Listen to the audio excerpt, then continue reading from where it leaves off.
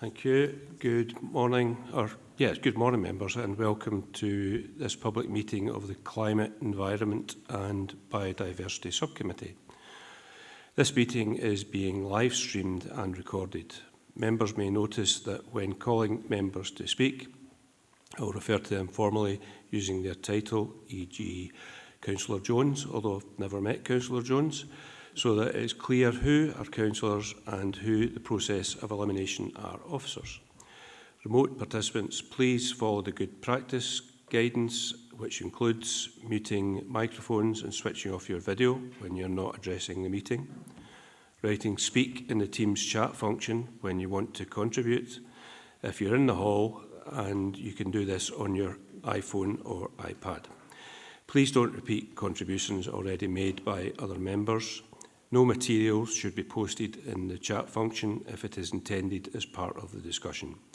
The usual standing orders apply, including that any votes will be undertaken by roll call.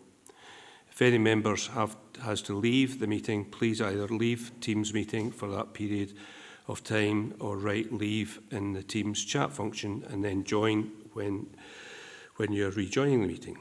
so that we can keep track on whether you're at the meeting and whether the meeting is quorate. All members should speak clearly and directly into the microphone.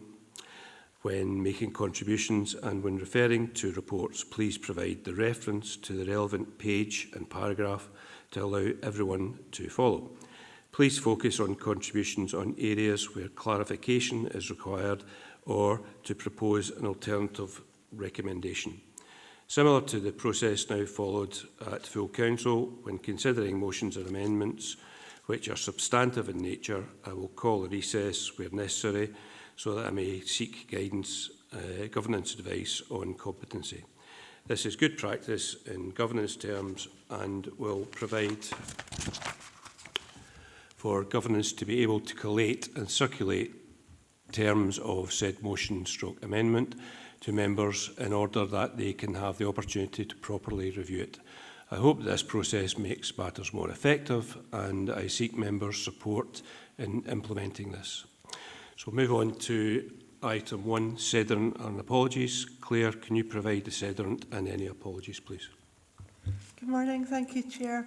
I can advise we've got 7 members present this morning. Yourself and Councillor Beretti here in the hall. 5 members present on Teams, being Councillors Dashbar, Drybrough, Johnston, McGregor and Slater. And I've been advised of apologies from Councillor Walters. Thank you. Thank you, Claire. Item 2, declarations of interest. Do any members have any declarations of interest or statements of connection? Councillor Dashbar. Thanks, Chair. Morning. Item 4, just a statement of connection by virtue of the fact that I am the Council's representative to the organisations as outside bodies. Thanks. Thanks, Ben. That's noted.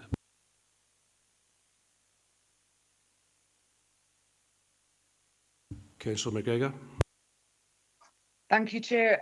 Just a statement of connection for the agenda in general, because I'm the spokesperson for Environment and Economy at COSLA, but they're not related directly to that role. Thanks, Gail. That's noted. Okay. Item 3, minute of previous meeting, 21st of January 2026. This minute is for noting.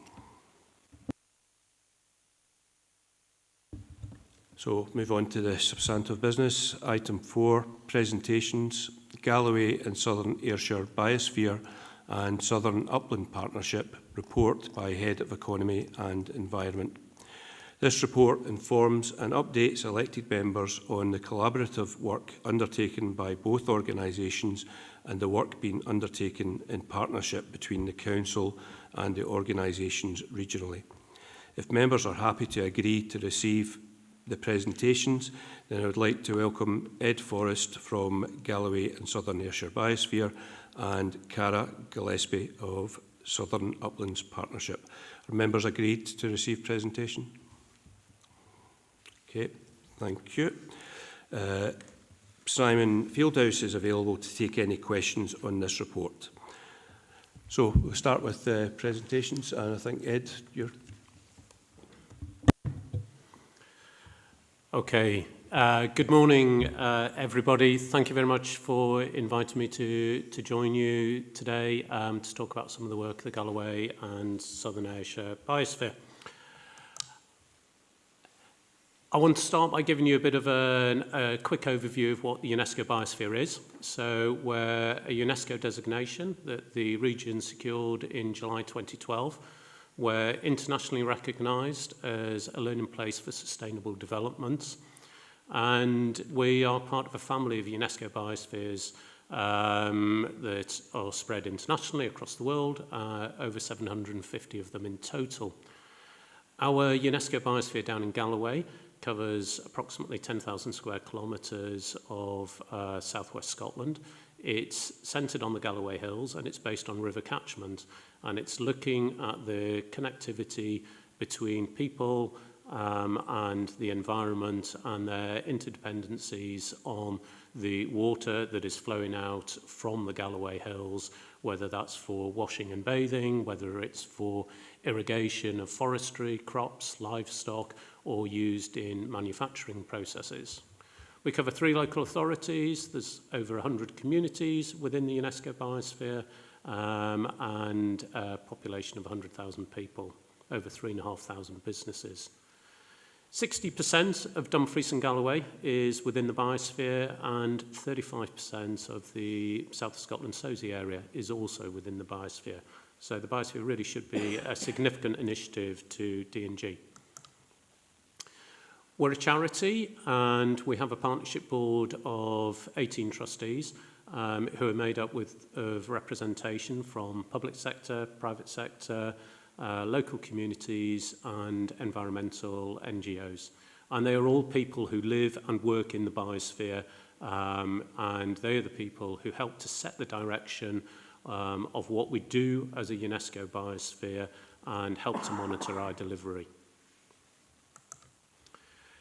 Everything we do is about partnership working. We're very much about the old adage of the sum of the parts is greater than the whole. So I'm just giving you a quick overview there of some of the different partners we work with. But in addition to them, we work with a wide range of other partners, both within the region but also outside of the region. We're also a member of the Regional Land Use Partnership, so we sit on that for the South of Scotland. And indeed, we also sit on the National Committee for UK Man and Biosphere, being able to bring together opportunities to look at how UNESCO biospheres can benefit our region. We have a vision which is about demonstrating our passion for living in a way that benefits people and nature. And in common with the international family of biospheres, we have 4 core areas of activity, which are on sustainable development, research and learning, conservation, and seeking to address the impacts of climate change. And all of the work that we do, we measure against delivery of the UN 17 Sustainable Development Goals. I'm going to give you a quick overview of some of our key initiatives that we're currently involved in and that are coming up. The Dumfries and Galloway Climate Hub is something that grew out of the work that we were already doing within a UNESCO biosphere, but enabled us to grow that and develop it and share it across the whole of the Dumfries and Galloway region. It's all about supporting community-based action that will help to address some of the impacts of climate change. It's about raising awareness, it's about supporting local projects, the small things that make a difference to local communities, as well as offering training, guidance, skills development. It's been extremely successful in the short period of time that it's been running, with over 380 community-based engagement activities where communities have been coming together to learn about climate. Huge number of participants in adults and children, and I don't need to read all of them out for you, but you can see them for yourself. But indeed, it's even using our international network, we've managed to connect local growers in Dumfries and Galloway with local growers in places as far away as Kenya. On the back of the success of the D&G Climate Hub, we were also asked by Scottish Government to lead on the development of a programme called Climate Ready Dumfries and Galloway, which is looking at climate adaptation in the region. This comes out of Scottish Government's National Adaptation Plan, and in essence, it's about trying to pull together the different core public sector partners that are already operating in the region and looking at a shared agenda for delivery of climate adaptation. It's about aligning public sector with third sector and bringing in community voices. So we're in the second year of development on that, and we're delivering that in a partnership which involves the Climate Emergency Officer from D&G Council, Solway Firth Partnership. We also have the Net Zero lead from SOSI, who's now joined that group, and working with the Community Planning Partnership from D&G. One of our core projects at the minute that we're leading on is the on-farm plans integrated with nature. This is a Borderlands initiative, and it's about focusing on natural capital audits on farms in the region. It's about looking at how, by baselining the natural capital, and the pillars of natural capital are listed there for you, about how baselining the natural capital of those farms, we can look at piloting a series of interventions that will help to enhance the natural capital. Importantly, it's about how we can do that in a way that keeps those agricultural units as viable economic entities that are contributing to the local economy and producing food from the region. It's a project that's been 4 years in the development, working closely with colleagues both from the council, but indeed also from organisations like National Farmers Union, Scottish Land and Estates, the Scottish Government Agricultural Division, SRUC, and many others. The success of the project, even at this very early stage, we're only barely 6 months really into delivery, just over 6 months, is that the intention was to work with 12 pilot farms. When we went out to recruit our first tranche of 4 farms, we had over 24 farms were actually applying to be part of this programme, who really see the relevance of it for the future of agriculture locally. We also have a couple of really interesting projects that are literally just beginning, which are being funded through the Water Environment Fund. So the first of these is up at One Loch Head, and this is looking at water quality issues that have arisen through some of the former lead mining works up there. And it's looking at how we can use nature-based solutions to improve that water quality. The key issue being that in periods of increasingly heavy rainfall, contaminants are picked up as water flows into the old mine workings, which are then being washed down the One Loch water into the Croik and on into the River Nith. We're looking at a programme of nature-based solutions to restore habitats and in the One Loch area to reduce the amount of water that will be going in there into the mines in the first instance, and then being able to use that water to go in further downstream to actually dilute the effects. It's all about looking at that nature recovery, but it's also about celebrating the cultural heritage of the former mine workings there.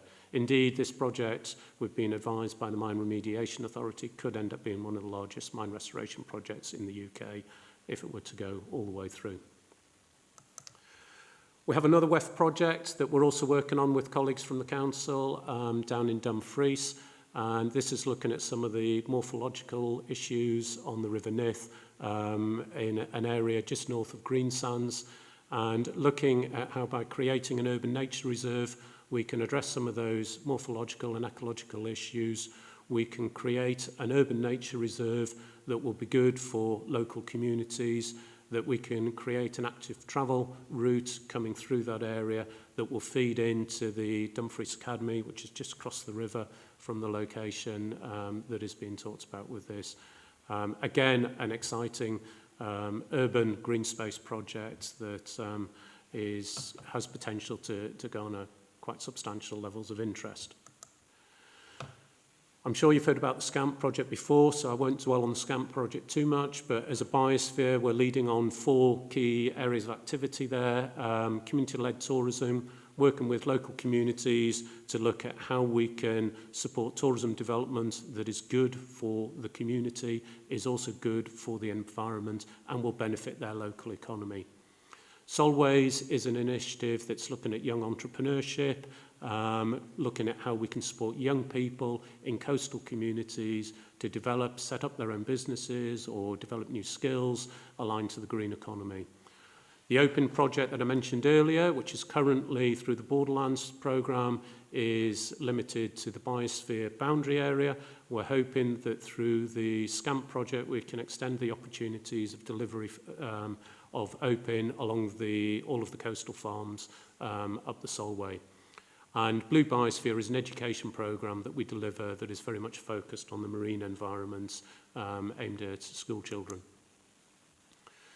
The Merit Scottish Blackface Knitwear is a project that came to us with the plummeting of the price of wool.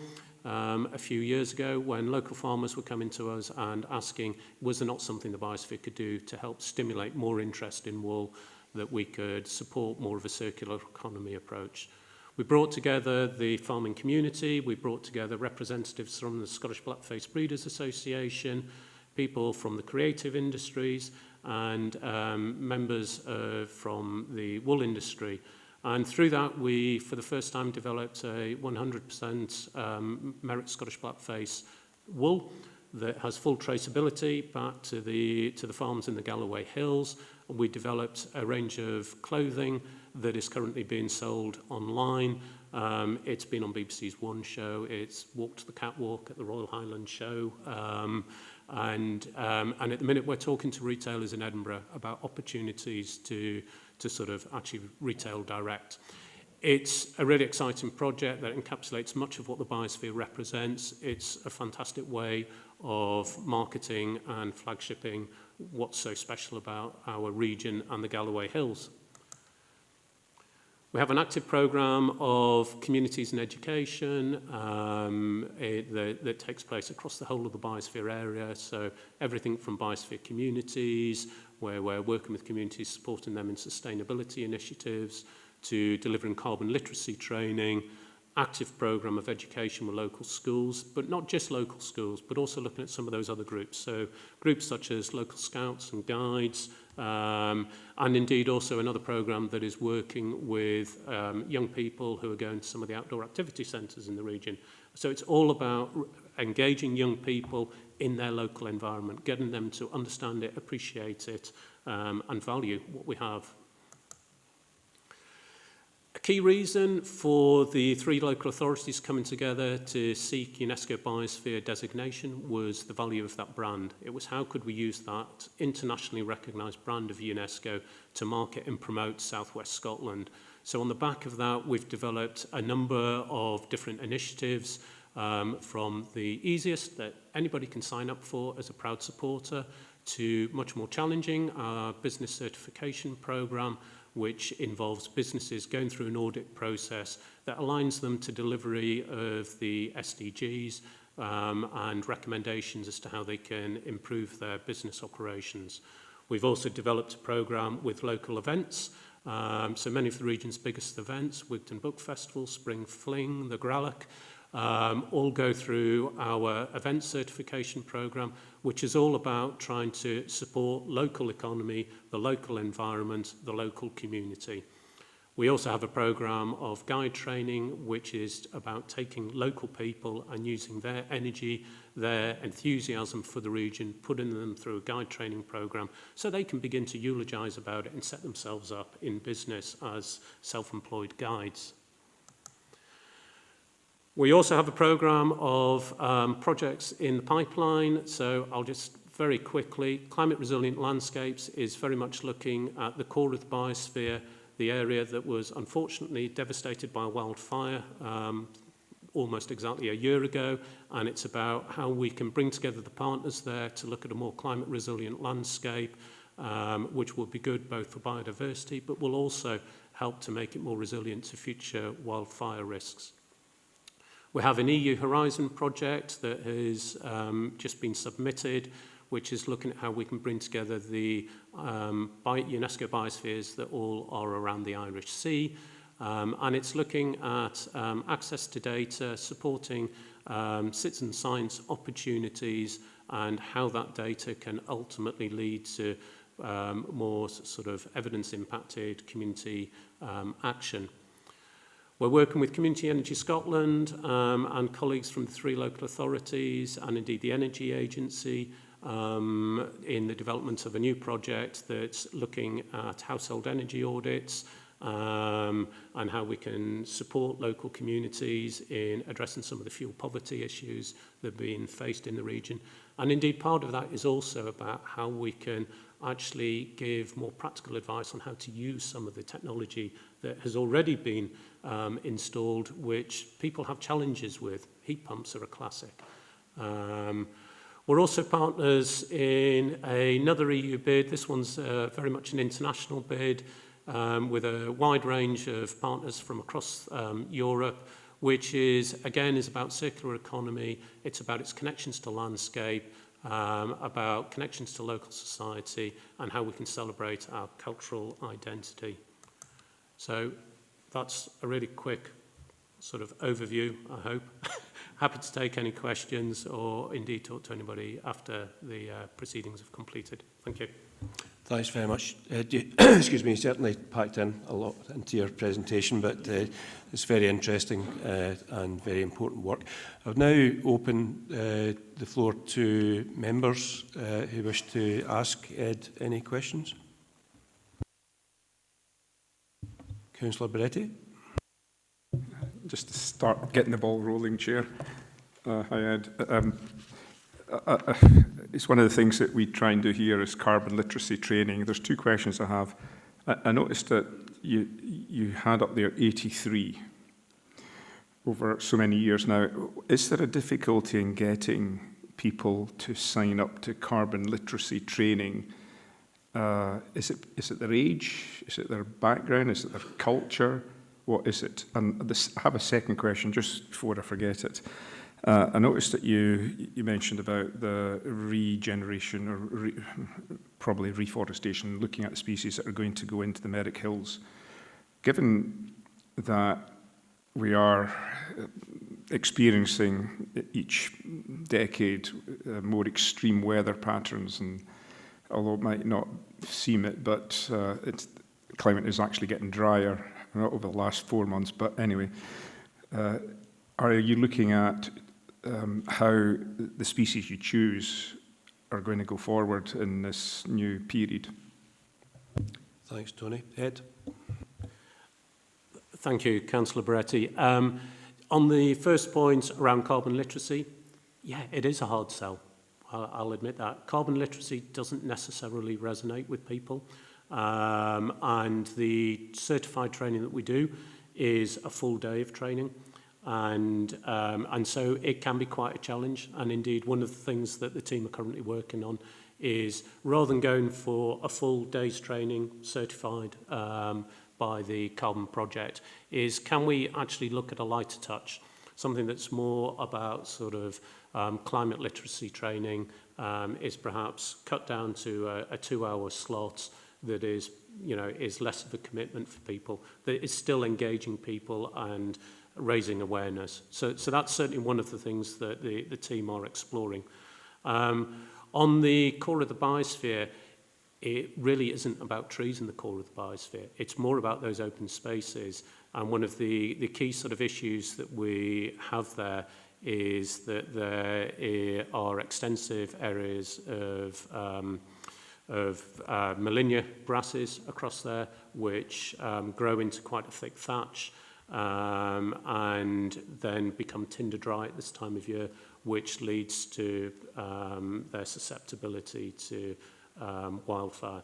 So what we are more interested in is looking at how we can have more of a mosaic of habitat there, through different management, how we can restore more of the wetland opportunities. But this is very much a very early stage project. It would very much become a pilot for some of those sort of future opportunities, because to be honest with you, the lessons that you could learn from managing the core area there would be transferable across much of the southern uplands.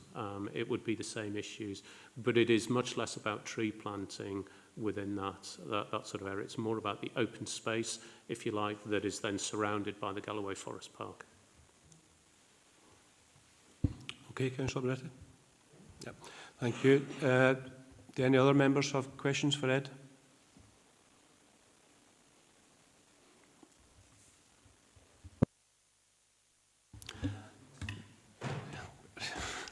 Okay, as long as it's a short one. Thank you. As technology changes, how do you see that fitting into the problems of what you have to do? Because people are, they're going to want to come into the Galloway Hills and the biosphere to do more viewing, if you want to call it, or be with nature, or maybe just walk around. How do you see that changing in your problems of dealing with it? I'm not sure there's a quick answer to that one, to be honest with you. I think much of it is about positive management of people, and that is less of something that we as a UNESCO biosphere can do. It's more that it's about something that we have to work with our other partners to do, because obviously the Galloway Forest Park, the core of the biosphere, is owned and managed by Forestry Land Scotland. So it's more about how we can have a positive relationship with them, to engage with them, and to look at sort of proactive visitor management. And by using proactive visitor management, you can actually, control to a certain extent where people go by putting in the right infrastructure, the right facilities that will make key areas more appealing. Okay, so if there's no further questions, just like to thank Ed for coming along today. It was a very interesting presentation, and we'll look forward to working with you over the coming years. So thank you very much. You can go if you want, Ed, or you can stay, whatever you choose to do. Okay, I would like to welcome Cara Gillespie from Southern Upland Partnership. I believe you've got a short presentation, and then we'll have the opportunity for questions. Cara. Thank you very much, Chair. Can everyone hear me okay? A bit further away from the microphone, maybe. Apologies, I'm getting over a cold, so if there's a Theresa May moment in the middle of this, you know what happened. I will try not to have that happen. So the Southern Uplands Partnership, our strapline says it all. We're about people and nature, and wanting to make sure that both thrive as far as possible within the south of Scotland. We were founded just over 25 years ago now. We just recently celebrated our anniversary to achieve integration of environmental, economic and social planning in land use policies tailored for the Southern Uplands. So a bit of a mouthful, but it's interesting. Those words, sustainable development, are kind of still not necessarily well understood. And so we're doing lots of work to try and communicate better around that. Our founding partners included Dumfries and Galloway Council back in the day, and also Scottish Borders Council, then Scottish Natural Heritage, Buccleuch Estates, and many of the other large landowners and public agencies, and private individuals as well. And the founding vision was really, at that time, the south of Scotland was really not recognised on the policy map. There was a sense that policy for rural South Scotland was being made by the Highlands in Edinburgh, if that makes sense. So, that kind of the specific rural issues in South Scotland that are unique to our area were not necessarily on the map. And it's really interesting that, at that time, the idea was promoting the name Southern Uplands to be a little like the Highlands in terms of its how well known it might be, or that idea. But the South of Scotland name has taken over more recently. We've had people like South of Scotland Enterprise join, but we remain the only NGO, like charity, working across the whole of the South of Scotland. So we work primarily in Dumfries and Galloway and the Scottish Borders, but also in the Ayrshires, and I'll say a bit more in a minute about our South West Scotland Environmental Information Centre project, which works particularly in those areas. So another little bit of our history. We have, over that time, helped found and co-found many other initiatives. So that includes the Biosphere. Ed was previously a colleague within Southern Uplands Partnership. The South of Scotland Golden Eagle project. Back in the day, the Ettrick and Yarrow Community Development Company many moons ago. And we've had a hand in helping create or bring about many other similar kinds of both environmental and community-led organisations across the south of Scotland. So, for example, we support feasibility work for Tarras Valley, for the Langham Initiative.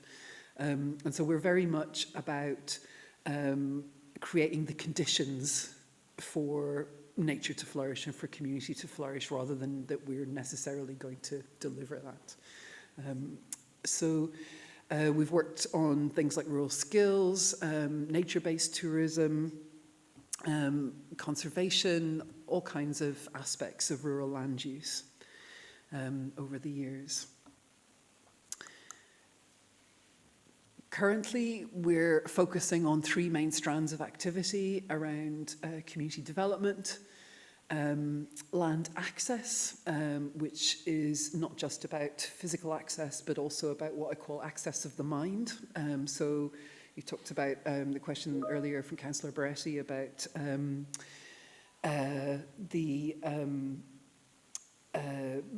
people coming to visit our amazing landscapes and the issues with that, but we're all about trying to encourage local people to access those same landscapes and making sure that they have both the knowledge and the wherewithal to achieve that, and also to connect with nature.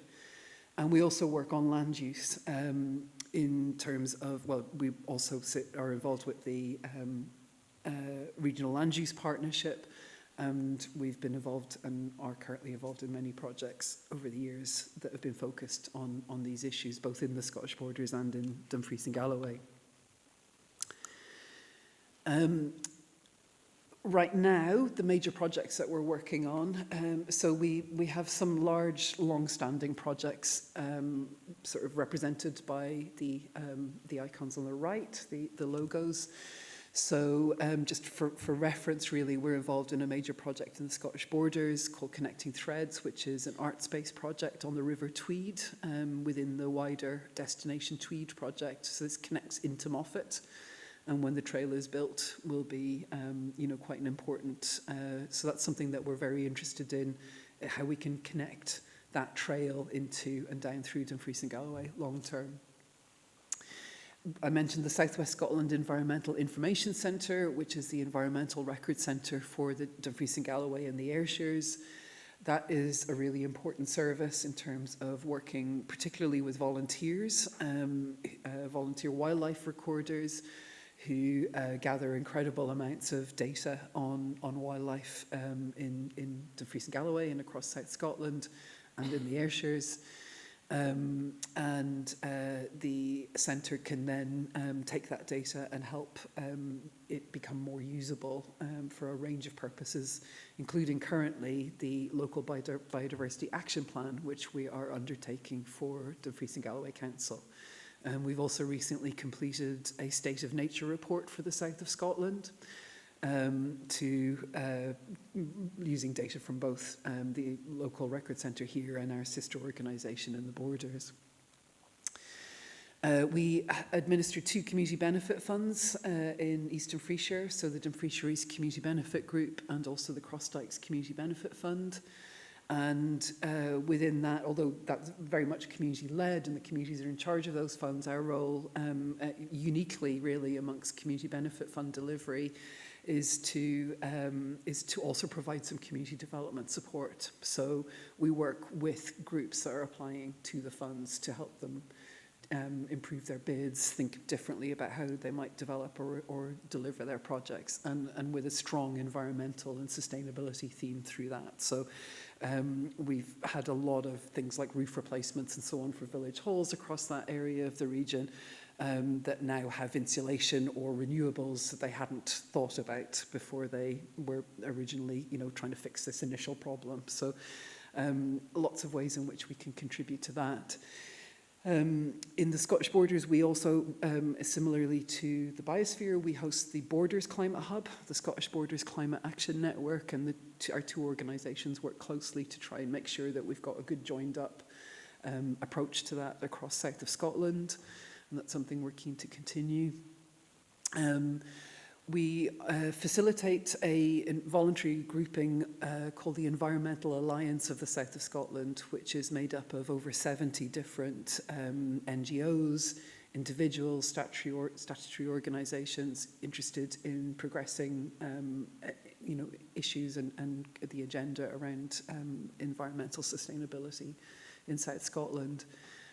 We have a core members group of around 9 NGOs, of which the Biosphere is one, also Tweed Forum, Solway Firth Partnership, all of the major NGOs you will be aware of. And that is not currently resourced, so we haven't been able to do as much as we would like with that work. but we have been able to publish a position paper on forestry in the south of Scotland to try to raise awareness about the land use change in particular that is associated with that, and also the kind of habitat issues in terms of the number of non-native conifers being planted. We're also a partner in the SCAMP project. We're working on a coastal path, supporting the council's own access team with that, and also supporting the other partners with the data side of things in terms of making sure that there's good data protocols in terms of what each SCAMP partner is working on. We're also delivering a programme that we call Nature Connections that was delivered last year in Ayrshire, this year in East and Freeshire with funding from the lottery to help connect local communities to nature in their place.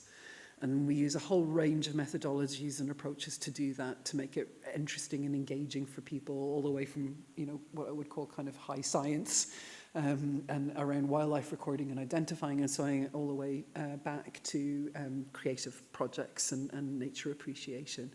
It's very much about helping people feel connected to their local nature, because if people don't, I think it was Attenborough famously said, if people don't know it, they won't love it, kind of thing, or something along those lines. So moving ahead, in terms of things that we'd like to, with humility, humbly request that this committee does consider going forward or think about long term. Something that has been really highlighted for us in producing the new local biodiversity action plan, and that will be obviously a much more substantive thing that will become before the council in due course in terms of a new piece of policy. But underpinning that in most other local authority areas is a biodiversity partnership. And the Dumfries and Galloway Biodiversity Partnership has fallen into abeyance in recent years. And we are really keen to see that re-established, because we think that that is going to be one of the most important ways to help create a focal point with that support from the statutory partners to think about, okay, what is the state of nature in Dumfries and Galloway? Where do we want to go with this? So that's something that we're working on. Similarly, there isn't one in the Borders either, and we'll be working there to try and progress a similar agenda. Interestingly, all of our neighbouring local authorities do have biodiversity partnerships, and we are outliers, interestingly, in the Scottish context. We're interested in continuing to facilitate sustainable land use conversations. We do that in all kinds of ways, both at the kind of high policy level, through the regional land use partnership and by other means, in terms of trying to move the dial a little on people's understanding of the various competing land use interests and how we might navigate those, and at the same time quite granular levels in terms of working with like landowners or land managers to think about how they manage their land and how that could be done in a more sustainable way for both nature and for local people. And so, yeah, I think those are the main points that I wanted to put in front of you today. Thank you very much for the invitation, and happy to answer any questions. Thank you, Cara. That was a very interesting presentation, and thanks for that. So I'll now open up to members if anyone has any questions for Cara. And I see Councillor Slater. Yes, thank you, Chair. Yes, Cara, thank you for your presentation. I just wondered what your thoughts on, as obviously your conservation of the land, things like that, your view on wind turbines as such, because we've now 477 in southwest Scotland, and I think there's total between Ayrshire and that, there's about 650, which they do actually kill a lot of birds every year.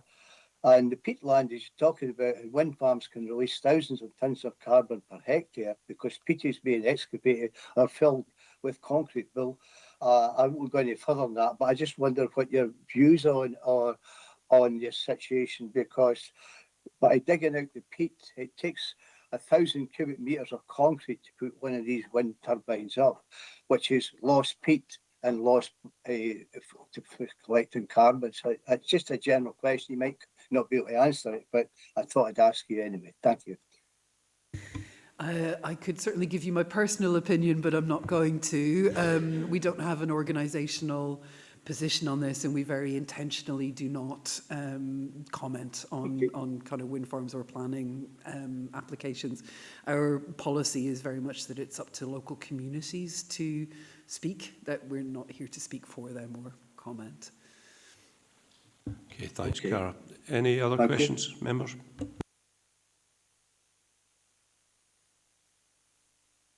Councillor Beretti. The only elected member in the room, trying to wave as much as possible. Cara, you mentioned the biodiversity aspect, the lack of personnel to do that, and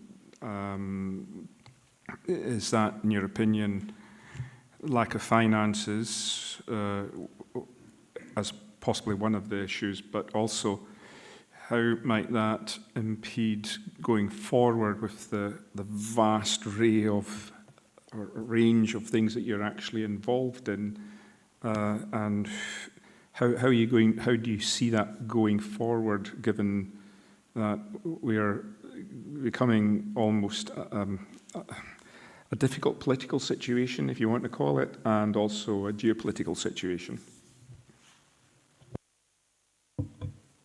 Okay, that's a very big question. I think, so in terms of why we're not able to do more, that is certainly a resource issue. We don't receive core funding from any public body. So that is obviously something that we would always welcome, but I'm not naive enough to think that that's something that's going to magically appear at this stage. In terms of how we align ourselves around the cause of biodiversity, I think that is something that we really need. I mean, the way I think of that is in terms of what do we want as our legacy for this region. So yes, there are competing demands for resource. There are so many things that the council has to prioritise that, and rightly. I used to work in social care, for example, so I am not naive about the challenges and the resource requirements on local authorities. I think that a biodiversity partnership specifically could be re-established with very little actual cash resource, a little bit of officer time. It's more about the will, the political will and the corporate will, to say, yes, actually, this is part of our heritage in this region. It's special. We want to protect it. And we want to do everything we can to make sure that it's here for the 7 generations, which is the sustainable development kind of benchmark. Does that answer your question? Just the last one. How do you see the current geopolitical situation interfering with all of our plans? That is another quite large life, the universe and everything. I mean, I couldn't give you anything other than a personal opinion, which is to say that, I mean, well, I think that it's the geopolitics side of things is obviously a major concern, but I think climate change is the biggie, and we're seeing that now. And it's impacting everything. So I think, yes, there are most certainly challenging times ahead, but I think it's important that we stay positive and focused on the things we can do. And so that's very much what we're trying to support and encourage. Thank you, Cara. If there are no further questions, I have a couple of questions, if that's okay, Cara. Just first of all, your point about biodiversity partnerships, or the lack thereof, is noted, and I anticipate that will come up actually in another item on the agenda, because I guess it's about not only talking the talk but walking the walk in terms of delivery. Couple of questions from me. You mentioned managing community benefit funds. Is that wind farm benefit funds? And are the funds given to you to manage within the terms of the actual wind farm owners, or is it locally led? And my other question was for both of you, actually, for Ed and Cara, is there is a lot of overlap between your two organisations, and you're both doing great work. How do you manage that overlap? How do you sort of synergise and work together? I'll go first on the first question, if that works. We are employed by, so the community benefit funds, which are from wind farms, were established long before our involvement and are managed by volunteer community reps. So there are community companies that are separately constituted that employ us, as it were. So we have contracts with them to provide services, so third-party secretariat support. So very much led by those boards, which are made up of representatives from all of the community councils and some other community organisations in the east of the region. And then also through them, and because of actually they're identifying this need, we employ staff who work on supporting the community development side of things as well. So there's kind of a twin action. So certainly not taking any credit for their work, as it were. The second question about our two organisations. Yes, we understand that is something that people see or observe in terms of potential overlap. We manage that by speaking regularly. There is a lot for both of us to do, so it's not like we have a sense of fighting over something at all. It's very much okay, so if you're doing that's great, we'll focus on this. That's the approach that certainly we take to it. I don't know if Ed, you want to add anything? Yeah, I mean, I would echo what Cara was saying there, and I spent 10 years working for Southern Uplands Partnership as we were growing and developing the biosphere before the biosphere, moved out of Southern Upland Partnership and went totally independent. So I actually think that it's that, as I said earlier, that it's the sum of the parts. The fact that we're actually working together, we're on that shared agenda, we're on that shared journey of what we're trying to do across the south of Scotland, and the biosphere has this particular remit on the southwest corner. So it is all about communication. It's about working with others. There are some things that SUP will do better than we do, and there will be other things that perhaps we do better than SUP. But it's about how together we're actually delivering for the people of Dumfries and Galloway and the wider sort of region, I would suggest. Excellent. Thank you very much. That's good to hear. So just again to thank Cara and Ed for coming along today with your very interesting presentations and answering some of our questions, and we'll look forward to continue to work with you in the future. So thank you very much. So the recommendations here are kind of back to front, I suppose, but I'm assuming that members agree to receive the presentations and to note the presentations that have been provided. And I'm getting a nod from Councillor Bretty, so thank you.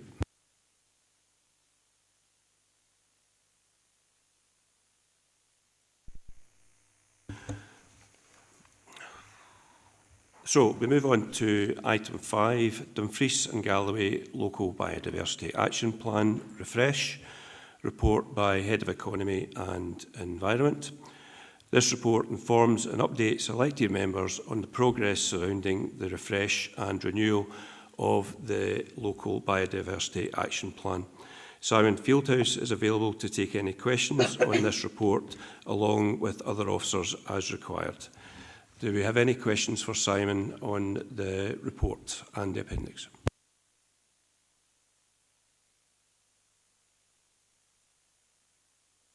Councillor Bretty.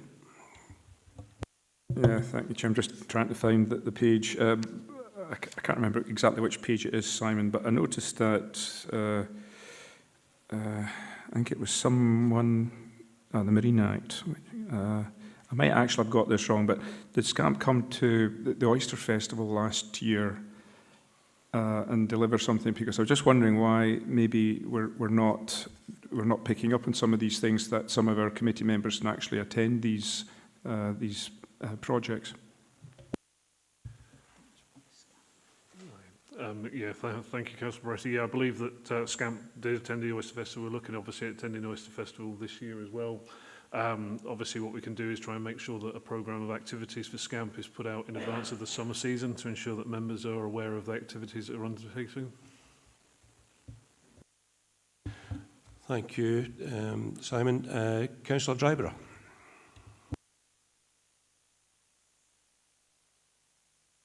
Yeah, thanks very much. Here, my camera's not working again. I don't know what's wrong with it. Like that. Anyway, it's more rather than a question. It's quite a large biodiversity plan, which includes national and international contexts as well. I just wanted to say well done for, getting that plan together, and let's hope it's very positive.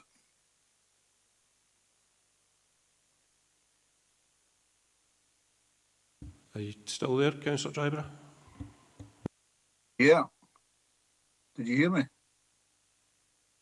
I take it was just a comment rather than a question. Yeah. Apologies, Jeff. Thank you. Any other questions, members? No. Could I just ask a question, Simon? Cara mentioned the biodiversity partnership in the past. I'd just be wondering if you could maybe explain how you see the delivery of the action plan in due course. Thank you, Chair. I think it'd be fair to say, obviously, that the situation internally in terms of officer availability has changed. However, we want to see the plan that it's not just a council plan, it would be a plan for the region. So it would be for the vast majority of people, groups, organisations, that the plan should be there for anybody to pick up. Effectively, what we're looking at is the plan should become a strategic decision-making tool. It should support, obviously, sort of local initiatives, and different organisations and groups will use it in different ways to inform activities that they're doing that will obviously help the region's biodiversity. Obviously, there'll be some officer involvement, and obviously where the council's involved, we'll be looking obviously at, I suppose, specific opportunities for securing external funding to support delivery within key geographical areas, much as we're doing in Scamp and much as we've done in the past with Galloway Glens. But obviously we see that relationship continuing, obviously with SUP and the biosphere, that they'll be utilising the plan moving forward as well. And it gives us that opportunity that, we're one of many delivery mechanisms for across the region. Thanks, Simon. And do you see will there be any sort of process within that, like meetings, involvement between all the groups? And we talked about the overlap between the biosphere and the partnership, and clearly the council has got a key role in terms of the production of the new plan. We do. I mean, obviously the plan will sort of remain obviously the property and ownership of the council. We'll look at how we can take that one forward. We are in discussion, and we've started a very early discussion, obviously, about how we might facilitate the re-establishment of the biodiversity partnership for the region. And we're just looking at that. It's a bit too early to say exactly how that will be achieved, but obviously we do recognise the points that Cara's raised earlier in terms of the value and the role that group can play. Great, thanks, Simon. Well, if there's no further... Oh, Councillor Beretti. Sorry, Chair, I found one of the questions I was looking for. Page 28, Simon, the Scotland's third land use strategy, which is due for publication this year, not knowing when it's due, but do you anticipate that there may be some minor changes, major changes to how we're looking at going forward, and then maybe a bit of an update to members? Thank you, Councillor Beretti. I mean, I think obviously, we've had the Scottish Biodiversity Framework, the legislation that came out last year. We've obviously got the regional land use sort of pilot and plan that we've developed with partners for the south of Scotland. We are keeping obviously a watching brief on anything further that comes out that may shape, that may impact, and obviously we'll obviously take appropriate action depending on sort of the nature of the legislation that comes out. But it's a bit early to say, but obviously yes, if it's substantial, then we may have to bring something back to committee. Okay, thank you. Well, if there's no further questions, we'll move on to the recommendations. So recommendation 2.1 was the appointment of the Southern Uplands Partnership following the formal tender process outlined at para 4.2. 2, the initial findings of the review of the 2009 Biodiversity Plan, and the wider policy context is highlighted in paragraph 4.4 and the appendice, and the anticipated duration and timeline for delivery of the local biodiversity plan. So are we happy to note those recommendations? Yep, thank you. So moving on to item number 6, Solway Coast and Marine Project, Landscape Connections, Project Update Report by Head of Economy and Environment. This report informs and updates elected members on the progress of development work of the Solway Coast and Marine Project, Landscape Connections, or as we all know, SCAMP. Simon Fieldhouse is available to take questions on this report along with other officers as required. Do we have any questions for Simon?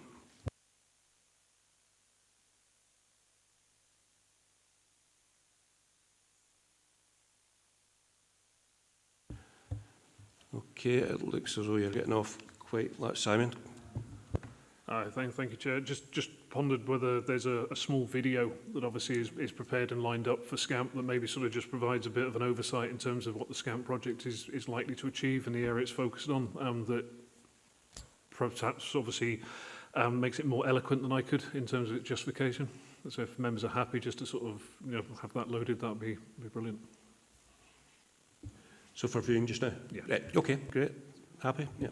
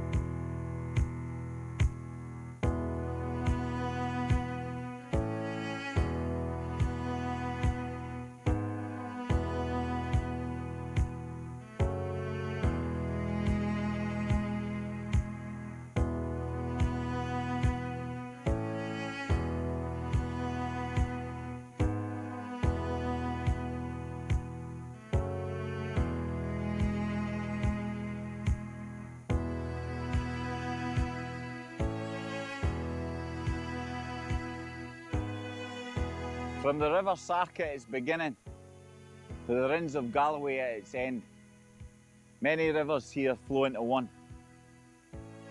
The Solway Firth, one interconnected tangle of creeks and mud. It's a blend of fresh water and the sea, channels and tides, cliff tops, emptiness, and the edges in between. It's wood and sand, silt and salt, chlorophyll and light. It's a place for life and a place for connections. Our connections to the landscape and the nature that lives here. Nature's web of connections, how its influences spread across the Firth.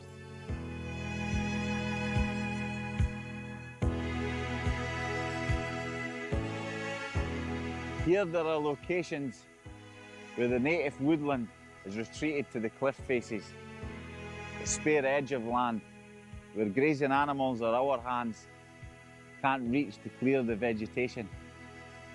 The trees retain a root hold, their shapes finessed by prevailing wind.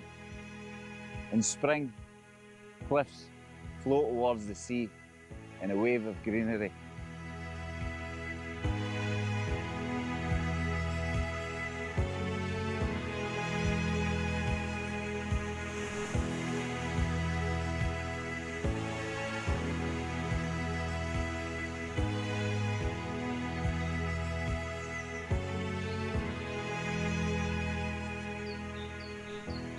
In a few rare places, these woods can come down from the cliffs to within reach of the waves.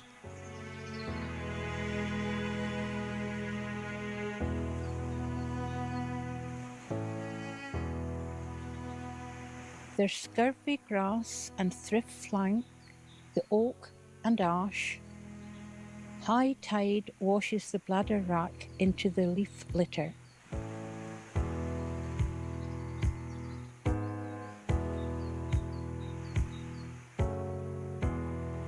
These are wet, mossy woods, dappled with the colour of spring flowers. These are places where people get the best of both worlds. The joy of being beside the sea and the joy of the wood.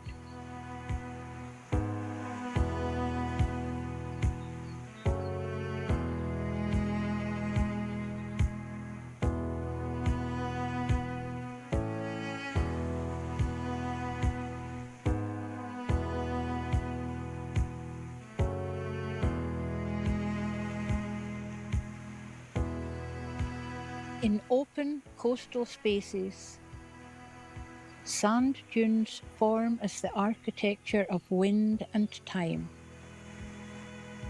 The sea breeze sculpts sand into the shape of the waves that roll into the beach merely meters away. This wild strip of beach changes with the wind and high tides, reshaping and reforming with nature's whims. Dunes provide a buffer, a sympathetic edge between the sometimes raging sea and the vulnerable land.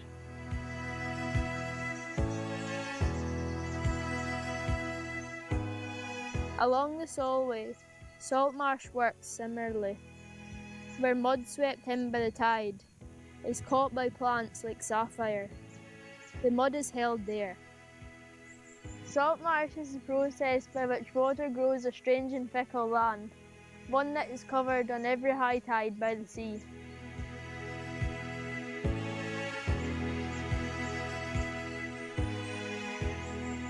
It is home to unusual lives that can handle the extremes, invertebrates that look alien, that power the flight and song of the birds that probe the mud for them.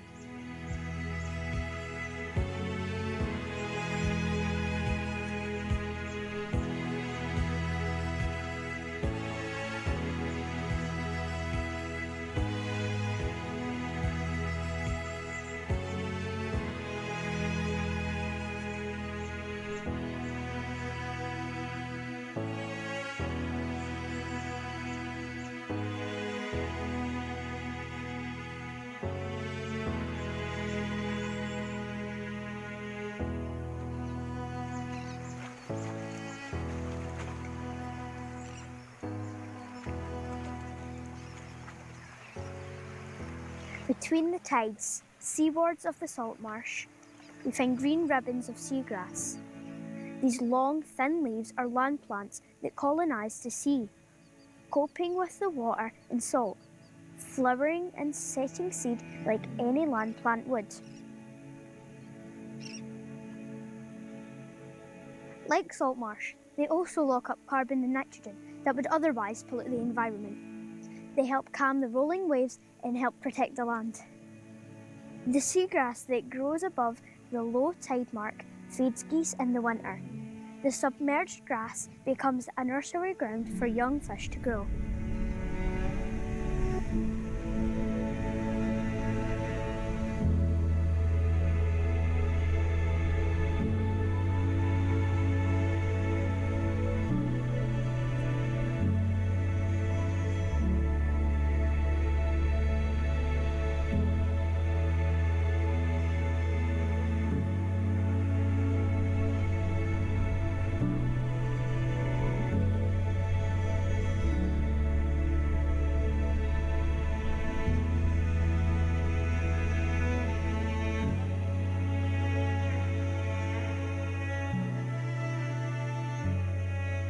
Slip into the sea off Stranraer and you'll find beds of European flatbed oysters built up into reefs.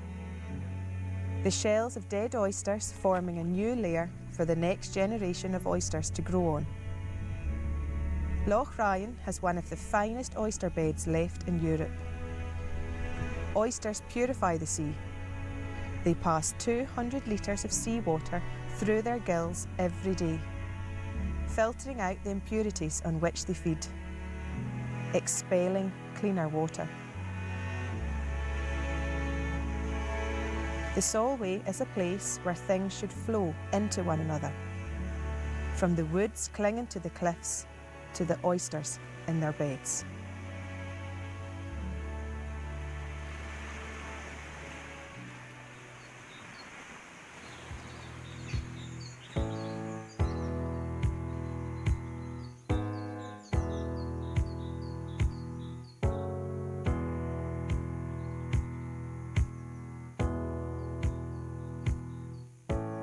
Scamp Landscape Connections is a project with ambition to restore the habitat and re-knit the connections that let life flow from land to sea, to rekindle the connections between us and the firth, to let us breathe fresh air and swim in clean waters, to walk among the dunes or to catch a glimpse of the Solway, glittering through the leaves of a coastal woodland, to be a place of life and connection again.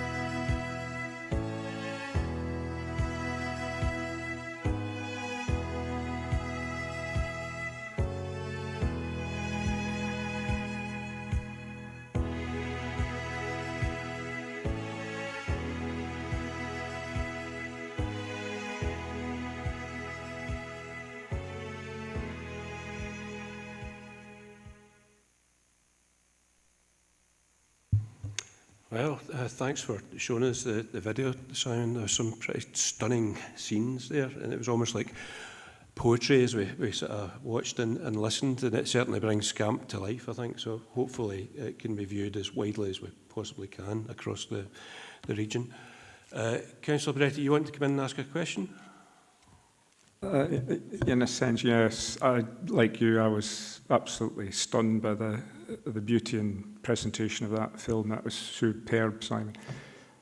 Why are we getting this film into schools, and why can we not do a presentation to full council on this, because this is why we fight for what we fight? Thank you, Councillor Beretti. In terms of the school's engagement, we have got an education officer as part of SCAMP. I know Jan's been working very closely with schools. Some of the speakers in the video obviously came from some of the local schools that we have in the area. And obviously we are looking at a programme of events and activities to obviously engage with those. And I'm sure Karen and the team would be happy to bring a presentation back to full council if required or requested by members. Okay, thanks for Simon. Thanks for that, Simon. Okay, so if there's no further questions, we'll move on to the recommendations. Members are asked to note the offer of a grant to our 7 delivery partners as detailed at paragraph 4.4. 2, the award of exemplar status by Scottish ministers under the Scottish Biodiversity Strategy as detailed at 4.7. And 3, the signing of the Memorandum of Understanding with the Scottish Association of Marine Science, or SAMS, and the anticipated signing of an MOA with Glasgow University Crichton Campus School of Social and Environmental Sustainability. Are we happy to note? Yep, thank you very much. Thanks, Simon. Okay, moving on to item 7, Nature Restoration Fund, allocation 2026-2027, report by the Head of Economy and Environment. Members are asked to consider the allocation of the Nature Restoration Fund, known as the Edinburgh Process strand of the NRF, to support new or to enhance existing approaches to restoring biodiversity. Simon is here and available to take any questions on the report along with other officers as required. Members, do we have any questions for Simon? Councillor Beretti. Yeah, thank you, Chair. Within the report, Simon, you've mentioned obviously the control of invasive non-native species. How do you see that impacting going forward, and which part of the table or projects would that might fit into? Thank you, Councillor Beretti. I mean, obviously, sort of the council's looking at controlling, obviously, invasive non-native species on land owned and managed by the council predominantly. However, obviously, sort of this is tied in with the SCAMP project, so I'll maybe just bring Karen in just for a bit more detail, if that's okay. Yeah, the Galloway Rivers Trust, as was Galloway Fisheries Trust, recently changed the name, as one of our project partners, doing a comprehensive survey of coastal and marine inns, non-native species, to form an action plan through the delivery period of SCAMP. It tends to be an area that falls out of other areas where inns are being tackled, usually on river systems, but the coastline and certainly the marine environment are areas that haven't really been looked at within D&G. So this gives us the opportunity through SCAMP and the funding that the Nature Restoration Fund contributes to SCAMP to actually take that forward, to get a comprehensive overview of what's actually there and where it is, and then that can lead into a plan to tackle that through the delivery period. So that's underway at the moment. We're working particularly with sort of new and innovative technologies to try and make that an easier task to undertake, but also going forward it will be easier to monitor and evaluate the success as well by the use of new technologies. So we're working with SAMS on that. They're specialists in remote sensing and data gathering. Thank you. Simon, a question. The total amount of funding is to be confirmed at £300,000. Obviously, these are really, really important projects and we want them to progress. When are we likely to get that confirmation? Thank you, Councillor Campbell. We're still just awaiting that from the Scottish Government. Obviously, things have been slightly delayed due to the recent sort of government elections, but we're hoping, obviously, we get confirmation coming out in June or July. But we obviously wanted to bring this back to members with an indicative amount to ensure, obviously, we can start looking at these projects and getting some of them underway sooner rather than later. Okay, thanks, Simon. Okay, so if there's no further questions, we'll move to recommendations. Members are asked to recommend the nature funding allocation to the Economy and Infrastructure Committee for approval. Are members happy to agree? Thank you. Okay, moving on to item 8, any other business deemed urgent by the Chairman due to the need for a decision. I have no urgent business, so that concludes the meeting. Could I thank all of you for your contributions, and the next meeting will take place on the 6th of October. Thank you very much.